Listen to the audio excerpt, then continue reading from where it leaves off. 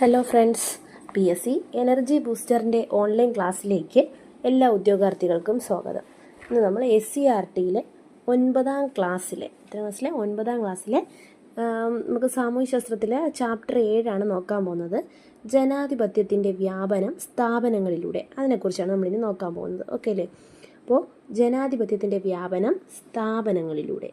ജനാധിപത്യം ഒരു ഭരണക്രമം എന്നതിലുപരി പൗരന്മാരുടെ വിവിധങ്ങളായ ആവശ്യങ്ങളും അഭിലാഷങ്ങളും സഫലീകരിക്കുന്നതിനും അതിലൂടെ അന്തസ്സുറ്റ ജീവിതം ഉറപ്പുവരുത്തുന്നതുമായ സംവിധാനം കൂടിയാണ്. ഓക്കെ അല്ലേ? അപ്പോൾ ജനാധിപത്യം എന്ന് പറഞ്ഞാൽ എന്താണ്? ഒരു ഭരണക്രമം മാത്രമല്ല അല്ലേ? ഒരു ഭരണക്രമം മാത്രമല്ല, എന്താണ്? പൗരന്മാരുടെ വിവിധമായ ആവശ്യങ്ങളും അവരുടെ ആഗ്രഹങ്ങളും അതൊക്കെ നിറവേറ്റുന്നതിനുള്ള, അതിലൂടെ അന്തസ്സുറ്റ ജീവിതം എന്ത് ചെയ്യുന്നു? ഉറപ്പുവരുത്തുന്നു. ആ സംവിധാനം കൂടിയാണ് ജനാധിപത്യം എന്ന് പറയുന്നത്.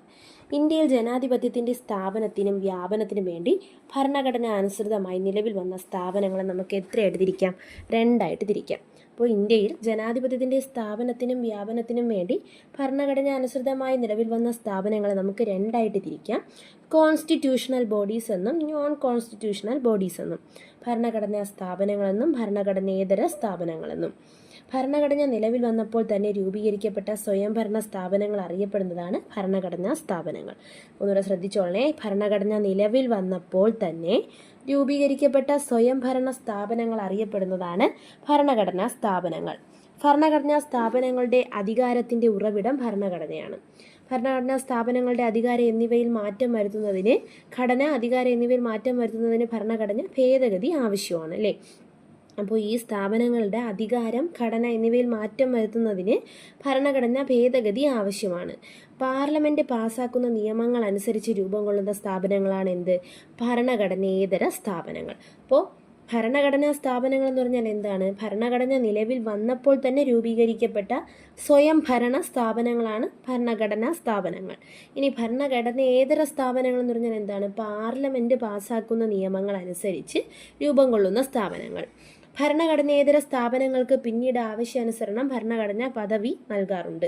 ഭരണഘടനയുടെ അടിസ്ഥാന മൂല്യങ്ങളായ സമത്വം, സ്വാതന്ത്ര്യം, സാമൂഹിക നീതി, മതേതരത്വം തുടങ്ങിയ ആശയങ്ങൾ നടപ്പിലാക്കുന്നതിൽ ഇത്തരം സ്ഥാപനങ്ങൾ മുഖ്യ പങ്ക് വഹിക്കുന്നുണ്ട്. അപ്പോൾ ഭരണഘടനയുടെ അടിസ്ഥാന മൂല്യങ്ങളായ എന്തൊക്കെയാണ് അടിസ്ഥാന മൂല്യങ്ങൾ? സമത്വം, സ്വാതന്ത്ര്യം, സാമൂഹിക നീതി, മതേതരത്വം. ഇനി ഭരണഘടനാ സ്ഥാപനങ്ങളും ഭരണഘടനേതര സ്ഥാപനങ്ങളും. ഭരണഘടനാ സ്ഥാപനങ്ങൾക്ക് ഉദാഹരണം നോക്കാം നമുക്ക്. തെരഞ്ഞെടുപ്പ് കമ്മീഷൻ അല്ലെ, ഇലക്ഷൻ കമ്മീഷൻ, പട്ടികജാതി പട്ടികവർഗ കമ്മീഷനുകൾ, പിന്നാക്ക വിഭാഗ കമ്മീഷൻ, UPSC PSC അല്ലെ, പബ്ലിക് സർവീസ് കമ്മീഷനുകൾ, ന്യൂനപക്ഷ കമ്മീഷൻ, ധനകാര്യ commission, attorney general of India, control and audit general. ഇതൊക്കെ എന്താണ്? ഭരണഘടനാ സ്ഥാപനങ്ങളാണ്. അപ്പോൾ ഭരണഘടനാ സ്ഥാപനങ്ങൾ ഏതൊക്കെയാണ്? തിരഞ്ഞെടുപ്പ് കമ്മീഷൻ, പട്ടികജാതി പട്ടികവർഗ കമ്മീഷനുകൾ. എൻ്റെ കൂടെ നോക്കണേടേ, എൻ്റെ കൂടെ പറഞ്ഞു പോണേ. തിരഞ്ഞെടുപ്പ് കമ്മീഷൻ, പട്ടികജാതി പട്ടികവർഗ കമ്മീഷനുകൾ, പിന്നാക്ക വിഭാഗ കമ്മീഷൻ, പബ്ലിക് സർവീസ് കമ്മീഷനുകൾ, ന്യൂനപക്ഷ കമ്മീഷൻ, ധനകാര്യ commission, attorney general of India, controller and audit general. Auditor general. ഈ അടുത്ത് നമുക്ക് ഭരണഘടനേതര സ്ഥാപനങ്ങളാണ്. അതായത് പാർലമെൻറ്റ് പാസ്സാക്കുന്ന നിയമങ്ങൾ അനുസരിച്ച് രൂപം കൊള്ളുന്ന സ്ഥാപനങ്ങൾ. നോക്കാം. മനുഷ്യാവകാശ കമ്മീഷൻ. മനുഷ്യാവകാശ കമ്മീഷൻ ഒരു ഭരണഘടനാ സ്ഥാപനമാണോ? അല്ല, ഒരു ഭരണഘടനേതര സ്ഥാപനമാണ് മനുഷ്യാവകാശ കമ്മീഷൻ. ഏതൊക്കെയാണ് മനുഷ്യാവകാശ കമ്മീഷൻ? വനിതാ കമ്മീഷൻ, വിവരാവകാശ കമ്മീഷൻ, ബാലാവകാശ കമ്മീഷൻ, ലോക്പാൽ, ലോകായുക്ത. ഇതെല്ലാം എന്താണ്? ഭരണഘടനേതര സ്ഥാപനങ്ങളാണ്. മനുഷ്യാവകാശ കമ്മീഷൻ, വനിതാ കമ്മീഷൻ, വിവരാവകാശ കമ്മീഷൻ, ബാലാവകാശ കമ്മീഷൻ, ലോക്പാൽ, ലോകായുക്ത. ഇതെല്ലാം എന്താണ്? ഭരണഘടനേതര സ്ഥാപനങ്ങളാണ്. അപ്പോൾ ഒന്നുകൂടെ നോക്കിക്കൊള്ളണം. ഭരണഘടനാ സ്ഥാപനങ്ങൾ എന്ന് പറഞ്ഞാൽ ഭരണഘടന നിലവിൽ വന്നപ്പോൾ തന്നെ രൂപീകരിക്കപ്പെട്ട സ്വയംഭരണ സ്ഥാപനങ്ങളാണ്. പാർലമെൻറ്റ് പാസ്സാക്കുന്ന നിയമങ്ങൾ അനുസരിച്ച് രൂപം കൊള്ളുന്ന സ്ഥാപനങ്ങളാണ് ഭരണഘടനേതര സ്ഥാപനങ്ങൾ. തിരഞ്ഞെടുപ്പ് കമ്മീഷൻ, പട്ടികജാതി പട്ടികവർഗ കമ്മീഷനുകൾ, പിന്നാക്ക വിഭാഗ കമ്മീഷൻ, പബ്ലിക് സർവീസ് കമ്മീഷനുകൾ, ന്യൂനപക്ഷ കമ്മീഷൻ, ധനകാര്യ commission, attorney general of India, control and audit general എല്ലാം ഭരണഘടനാ സ്ഥാപനങ്ങളാണ്. ഇനി ഭരണഘടനേതര സ്ഥാപനങ്ങളാണ് ഏതൊക്കെ? മനുഷ്യാവകാശ കമ്മീഷൻ, വനിതാ കമ്മീഷൻ, വിവരാവകാശ കമ്മീഷൻ, ബാലാവകാശ കമ്മീഷൻ, ലോക്പാൽ, ലോകായുക്ത എന്ന് പറയുന്നത്. ഇനി നമുക്ക് ഈ കമ്മീഷനുകളെ കുറിച്ച് പഠിക്കണം അല്ലേ? അപ്പോൾ നമുക്ക് ആദ്യം നോക്കാം. കേന്ദ്ര തിരഞ്ഞെടുപ്പ് commission, election commission of India അല്ലേ, കേന്ദ്ര തിരഞ്ഞെടുപ്പ് കമ്മീഷൻ. രാജ്യത്ത് സ്വതന്ത്രവും നീതിപൂർവവും നിഷ്പക്ഷവുമായ തിരഞ്ഞെടുപ്പ് ഉറപ്പാക്കുന്നതിനായി ഭരണഘടനാനുസൃതമായി രൂപീകരിച്ച സ്ഥാപനമാണ് ഇത്, കേന്ദ്ര തിരഞ്ഞെടുപ്പ് commission, election commission of India. രാജ്യത്ത് സ്വതന്ത്രവും നീതിപൂർവവും നിഷ്പക്ഷവുമായ ഒരു തിരഞ്ഞെടുപ്പ് ഉറപ്പാക്കുന്നതിനായി ഭരണഘടനാനുസൃതമായി രൂപീകരിച്ച സ്ഥാപനമാണ് കേന്ദ്ര തിരഞ്ഞെടുപ്പ് കമ്മീഷൻ. കേന്ദ്ര തിരഞ്ഞെടുപ്പ് കമ്മീഷൻ നിലവിൽ വന്ന തീയതിയാണ് 1950 ജനുവരി 25. കേന്ദ്ര തിരഞ്ഞെടുപ്പ് കമ്മീഷൻ നിലവിൽ വന്ന തീയതി ഏതാണ്? 1950 ജനുവരി 25. 1950 ജനുവരി 25-നാണ് 1950 ജനുവരി 25-നാണ് കേന്ദ്ര തിരഞ്ഞെടുപ്പ് കമ്മീഷൻ നിലവിൽ വന്നത്. കേന്ദ്ര തിരഞ്ഞെടുപ്പ് കമ്മീഷന്റെ ആസ്ഥാനം ന്യൂഡൽഹി, നിർവചൻ സദൻ. ഏതാണ്? ന്യൂഡൽഹിയിലെ നിർവചൻ സദൻ. കേന്ദ്ര തിരഞ്ഞെടുപ്പ് കമ്മീഷനെ കുറിച്ച് പ്രതിപാദിക്കുന്ന ഭരണഘടനാ അനുച്ഛേദം 324. പ്രത്യേകിച്ച് ശ്രദ്ധിച്ചോളണം. ഇത് പുസ്തകത്തിലെ കാര്യങ്ങൾ, അതായത് നമ്മുടെ SCERT പാഠഭാഗത്ത് പറയുന്ന കാര്യങ്ങൾ മാത്രമാണ് കേട്ടടേ. അപ്പോൾ കേന്ദ്ര തിരഞ്ഞെടുപ്പ് കമ്മീഷനെ കുറിച്ച് പ്രതിപാദിക്കുന്ന ഭരണഘടനാ അനുച്ഛേദമാണ് അനുച്ഛേദം 324. ദേശീയ സമ്മതിദായക ദിനം ജനുവരി 25. നാഷണൽ വോട്ടേഴ്സ് ഡേ ജനുവരി 25. ജനുവരി 25 ദേശീയ സമ്മതിദായക ദിനമായി ആചരിച്ചു തുടങ്ങിയത് എന്നാണ്? 2011 തൊട്ടാണ് കേട്ടോ. തിരഞ്ഞെടുപ്പ് കമ്മീഷന്റെ സ്ഥാപക ദിനം എന്ന നിലയിലാണ് ജനുവരി 25 ദേശീയ സമ്മതിദായക ദിനമായിട്ട് ആചരിക്കാൻ തീരുമാനിച്ചത്. മുഖ്യ തിരഞ്ഞെടുപ്പ് കമ്മീഷണറും ശ്രദ്ധിക്കണേ മുഖ്യ തെരഞ്ഞെടുപ്പ് കമ്മീഷണറും 2 കമ്മീഷണർമാരും. ആരൊക്കെയാണ്? മുഖ്യ തെരഞ്ഞെടുപ്പ് കമ്മീഷണറും 2 കമ്മീഷണർമാരും ഉൾപ്പെടുന്ന തെരഞ്ഞെടുപ്പ് കമ്മീഷന്റെ ഘടന. ഓക്കെ അല്ലേ? മുഖ്യ തെരഞ്ഞെടുപ്പ് കമ്മീഷണറെയും മറ്റ് കമ്മീഷണർമാരെയും നിയമിക്കുന്നത് ആരാണ്? നമ്മുടെ പ്രസിഡന്റാണ്, രാഷ്ട്രപതിയാണ്. ഇലക്ഷൻ കമ്മീഷൻ അംഗങ്ങളുടെ ഔദ്യോഗിക കാലാവധി 6 വർഷം അല്ലെങ്കിൽ 65 വയസ്സാണ്. അപ്പോൾ ഇവരെ നിയമിക്കുന്നത് ആരാണ്? രാഷ്ട്രപതിയാണ്. 6 വർഷം അല്ലെങ്കിൽ 65 വയസ്സാണ് ഇവരുടെ കാലാവധി എന്ന് പറയുന്നത്. ആരാണ് തിരഞ്ഞെടുക്കുന്നത്? രാഷ്ട്രപതിയാണ് തിരഞ്ഞെടുക്കുന്നത്. ഒരു കമ്മീഷണറും ഒരു മുഖ്യ തിരഞ്ഞെടുപ്പ് കമ്മീഷണറും 2 കമ്മീഷണർമാരും അടങ്ങുന്നതാണ് ഇതിന്റെ ഘടന എന്ന് പറയുന്നത്. മുഖ്യ തിരഞ്ഞെടുപ്പ് കമ്മീഷണറെ തൽസ്ഥാനത്ത് നിന്ന് നീക്കം ചെയ്യുന്നത് ആരാണ്? രാഷ്ട്രപതിയാണ്. ഇംപീച്ച്മെന്റിലൂടെ രാഷ്ട്രപതിയാണ് പുറത്താക്കുന്നത്. കേന്ദ്ര ഭരണ പ്രദേശങ്ങളിലും സംസ്ഥാനങ്ങളിലും തിരഞ്ഞെടുപ്പ് കമ്മീഷന്റെ പ്രവർത്തനങ്ങളെ ഏകോപിപ്പിക്കുന്നത് ചീഫ് ഇലക്ടറൽ ഓഫീസറാണ്. Chief electoral officer. തിരഞ്ഞെടുപ്പ് കമ്മീഷന്റെ ചുമതലകൾ: വോട്ടർ പട്ടിക. ഒന്നുകൂടെ ശ്രദ്ധിക്കാനടേ, തിരഞ്ഞെടുപ്പ് കമ്മീഷന്റെ ചുമതലകൾ എന്തൊക്കെയാണടേ? വോട്ടർ പട്ടിക തയ്യാറാക്കൽ, തിരിച്ചറിയൽ കാർഡ് ലഭ്യമാക്കൽ, രാഷ്ട്രപതി, ഉപരാഷ്ട്രപതി, ലോകസഭ, രാജ്യസഭ, സംസ്ഥാന നിയമസഭാ അംഗങ്ങൾ എന്നിവരുടെ തിരഞ്ഞെടുപ്പിനുള്ള മേൽനോട്ടം, നടത്തിപ്പ്, നിയന്ത്രണം അല്ലേ. അപ്പോൾ വോട്ടർ പട്ടിക തയ്യാറാക്കൽ, തിരിച്ചറിയൽ കാർഡ് ലഭ്യമാക്കൽ, രാഷ്ട്രപതി, ഉപരാഷ്ട്രപതി, ലോകസഭ, രാജ്യസഭ, പിന്നെ ഏതാണ്? ലോകസഭ, രാജ്യസഭ, നമ്മുടെ സംസ്ഥാന നിയമസഭാ അംഗങ്ങൾ എന്നിവരുടെ തിരഞ്ഞെടുപ്പിനുള്ള മേൽനോട്ടം, നടത്തിപ്പ്, നിയന്ത്രണമൊക്കെ നടത്തുന്നത് ആരാണ്?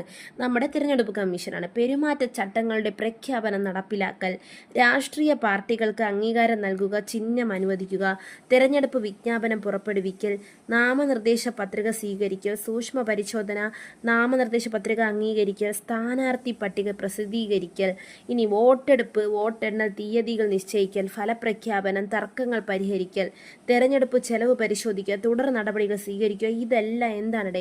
ഇതിന്റെ ചുമതലകളാണ് അല്ലേ. ഇനി ഭരണഘടനാ പദവികളിൽ ഇരിക്കുന്ന വ്യക്തികളെ പ്രസ്തുത സ്ഥാനങ്ങളിൽ നിന്നും പാർലമെന്റ് നടപടിക്രമങ്ങളുടെ പുറത്താക്കുന്ന പ്രക്രിയയാണ് എന്തെന്ന് പറയുന്നത്? ഇംപീച്ച്മെന്റ് എന്ന് പറയുന്നത് അല്ലേ. ഇനി ഇലക്ട്രോണിക് വോട്ടിംഗ് മെഷീൻ EVM, അതിനെക്കുറിച്ചാണ് നമുക്ക് നോക്കേണ്ടത്. ലോകത്തിലെ ഏറ്റവും വലിയ ജനാധിപത്യ പ്രക്രിയയാണ് ഇന്ത്യയിലെ തെരഞ്ഞെടുപ്പ് അല്ലേ. തെരഞ്ഞെടുപ്പ് പ്രക്രിയ കൂടുതൽ സുതാര്യമാക്കുന്നതിനും തെരഞ്ഞെടുപ്പ് കുറ്റകൃത്യങ്ങൾ തടയുന്നതിനും തെരഞ്ഞെടുപ്പ് കമ്മീഷൻ നടപ്പിലാക്കിയ സംവിധാനമാണ് എന്ത്? EVM അഥവാ ഇലക്ട്രോണിക് വോട്ടിംഗ് മെഷീൻ എന്ന് പറയുന്നത്. ഈ വോട്ടിംഗ് മെഷീൻ ആദ്യമേ പരീക്ഷിച്ചത് ആരാണ്? പറവൂർ നിയമസഭാ മണ്ഡലമാണ് കേട്ടോ. 1982 നമ്മുടെ പറവൂർ നിയമസഭാ മണ്ഡലമാണ് ഈ ഇലക്ട്രോണിക് വോട്ടിംഗ് മെഷീൻ ആദ്യമായി പരീക്ഷിച്ചത്. 2004 പാർലമെന്റ് തെരഞ്ഞെടുപ്പിൽ 543 ലോക്സഭാ മണ്ഡലങ്ങളിലും EVM ഉപയോഗിച്ചു. തെരഞ്ഞെടുപ്പ് പ്രക്രിയയുടെ സുതാര്യത ഉറപ്പുവരുത്തുന്നതിനായി കൊണ്ടുവന്ന സംവിധാനമാണ് എന്ത്? VVPAT അല്ലേ, voter verified paper audit trial എന്ന് പറയുന്നത്. തെരഞ്ഞെടുപ്പ് പ്രക്രിയയുടെ ഇമ്പോർട്ടൻ്റ് ആണ്. തെരഞ്ഞെടുപ്പ് പ്രക്രിയയുടെ സുതാര്യത ഉറപ്പുവരുത്തുന്നതിനായി കൊണ്ടുവന്ന സംവിധാനമാണ് എന്ത്? വിവിപാറ്റ്. വിവിപാറ്റ് എന്താണ്? വോട്ടർ വെരിഫൈഡ് പേപ്പർ ഓഡിറ്റ് ട്രയലാണ്. വിവിപാറ്റ് ആദ്യമായി നടപ്പിലാക്കിയ മണ്ഡലം ഏതാണ്? നോക്സൺ നിയമസഭാ മണ്ഡലം, നാഗാലാൻഡ്. ഏതാണ്? നോക്സൺ നിയമസഭാ മണ്ഡലം, നാഗാലാൻഡ്. തെരഞ്ഞെടുപ്പ് കമ്മീഷന്റെ ചുമതലകൾ, ഉത്തരവാദിത്തങ്ങൾ തുടങ്ങിയവ നിർവചിക്കുന്നതിനും തെരഞ്ഞെടുപ്പ് സംവിധാനം കാര്യക്ഷമവും ബഹുജന പങ്കാളിത്തമുള്ളതാക്കി മാറ്റുന്നതിനും വേണ്ടി ഇന്ത്യയിൽ നിലവിൽ വന്ന നിയമങ്ങളാണ് ജനാധിപത്യ നിയമം 1950, അല്ലെ? റെപ്രസെൻറ്റേഷൻ ഓഫ് പീപ്പിൾ ആക്ട് 1915, ജനാധിപത്യ നിയമം 1950. പിന്നെ ഏതാണ്? ജനപ്രാതിനിധ്യ നിയമമാണ്. റെപ്രസെൻറ്റേഷൻ ഓഫ് പീപ്പിൾ ആക്ട് 1950, ജനപ്രാതിനിധ്യ നിയമം 1951. ഈ രണ്ട് നിയമങ്ങൾ വഴിയാണ് നമ്മുടെ തെരഞ്ഞെടുപ്പ് കമ്മീഷന്റെ ചുമതലകൾ, ഉത്തരവാദിത്തങ്ങൾ തുടങ്ങിയവയൊക്കെ എന്താണ്? കാര്യക്ഷമവും ബഹുജന പങ്കാളിത്തമുള്ളതാക്കി മാറ്റുന്നതിന് വേണ്ടിയിട്ട് ഇന്ത്യയിൽ വന്നത്. കേട്ടാടെ, ഇന്ത്യയിൽ വന്ന ഈ രണ്ട് നിയമങ്ങളാണ്. ഏതൊക്കെ? 1950 51 ഒരേ നിയമം. ഏത്? ജനപ്രാതിനിധ്യ നിയമം 50 51. ഇത് രണ്ടുമാണ് എന്തെന്ന് പറയുന്നത് നിലവിൽ വന്ന നിയമങ്ങൾ.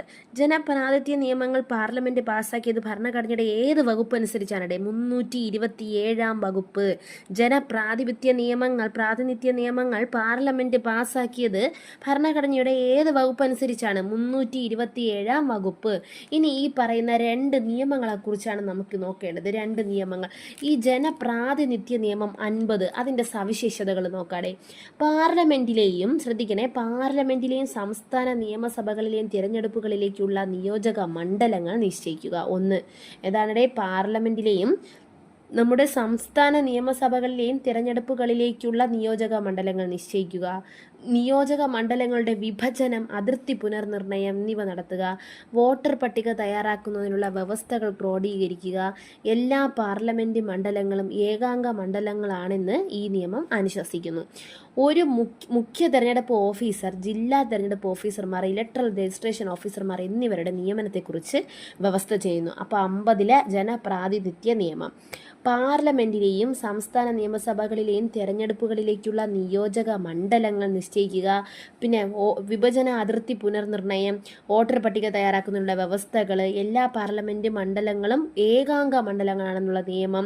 ഇനി മുഖ്യ തെരഞ്ഞെടുപ്പ് ഓഫീസർ, എല്ലാ ജില്ലാ തെരഞ്ഞെടുപ്പ് ഓഫീസർമാർ, ഇലക്ട്രൽ രജിസ്ട്രേഷൻ ഓഫീസർമാർ എന്നിവരുടെ നിയമനം. ഇതിനെക്കുറിച്ചൊക്കെയാണ് 50 ജനപ്രാതിനിധ്യ നിയമം പറയുന്നത്. ഇനി 51 സവിശേഷതകൾ എന്തൊക്കെയാണ്? ഇന്ത്യൻ പാർലമെന്റിലേക്കും സംസ്ഥാന നിയമസഭകളിലേക്കും തെരഞ്ഞെടുപ്പ് നടത്തുക. അപ്പോൾ തെരഞ്ഞെടുപ്പ് നടത്തുന്ന ഏതാണ്? ജനപ്രാതിനിധ്യ നിയമം 51. തെരഞ്ഞെടുക്കപ്പെട്ടവരുടെ യോഗ്യതയും അയോഗ്യതയും നിർണ്ണയിക്കുന്നത് ഏത് തന്നെയാണ്? ഈ നിയമം തന്നെയാണ്. തെരഞ്ഞെടുപ്പ് തർക്കങ്ങൾക്ക് പരിഹാരങ്ങൾ വ്യവസ്ഥ ചെയ്യുന്നു. തെരഞ്ഞെടുപ്പുമായി ബന്ധപ്പെട്ട കുറ്റകൃത്യങ്ങൾ, പാർലമെന്റ് അംഗങ്ങളുടെ യോഗ്യതകൾ, അയോഗ്യതകൾ എന്നിവയെക്കുറിച്ചൊക്കെ നിയമത്തിൽ പരാമർശിക്കുന്നു.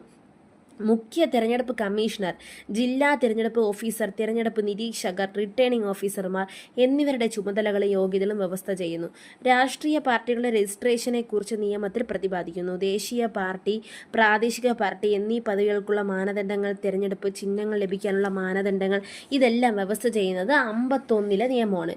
ഇന്ത്യയിലെ ആദ്യ മുഖ്യ തെരഞ്ഞെടുപ്പ് കമ്മീഷണർ ആരാണ്? അത് നമ്മുടെ സുകുമാർ സെന്നാണ്. സുകുമാർ സെൻ മാറിപ്പോവരുത്.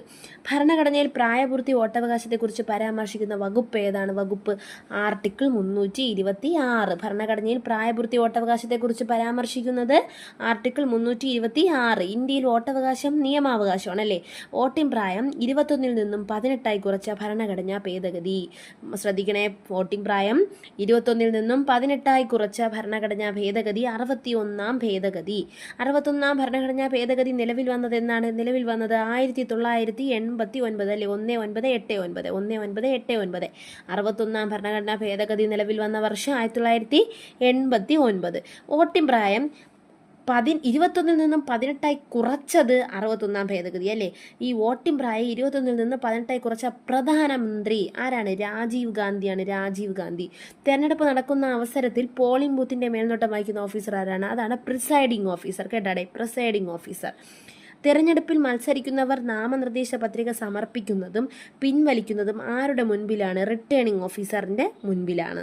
പഞ്ചായത്ത് തിരഞ്ഞെടുപ്പിൽ മത്സരിക്കാനുള്ള കുറഞ്ഞ പ്രായപരിധി എത്രയാണ്? അത് 21 വയസ്സാണ്. 21 വയസ്സ്. കേട്ടേ, അപ്പോൾ നമ്മൾ കേന്ദ്ര തിരഞ്ഞെടുപ്പ് കമ്മീഷനെ കുറിച്ചാണ് ചർച്ച ചെയ്തത്. നമ്മൾ ജനാധിപത്യ വ്യാപന സ്ഥാപനങ്ങളുടെ എന്നുള്ളതാണ് നോക്കുന്നത്. അതിൽ എന്ത് പഠിച്ചു? നമ്മൾ കേന്ദ്ര തിരഞ്ഞെടുപ്പ് കമ്മീഷനെ കുറിച്ചുള്ള കാര്യങ്ങളാണ് പറഞ്ഞത്.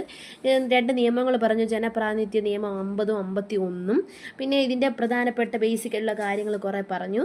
ഇനി നമുക്ക് നോക്കേണ്ട സംസ്ഥാന തിരഞ്ഞെടുപ്പ് കമ്മീഷനാണ്. നമുക്ക് അടുത്ത ക്ലാസ്സിന് ഫോളോ ചെയ്യാം. ഓക്കെ അല്ലേ? Thank you. എല്ലാവരും നല്ലപോലെ ഷെയർ ചെയ്യുക, സബ്സ്ക്രൈബ് ചെയ്യുക. ഓക്കെ.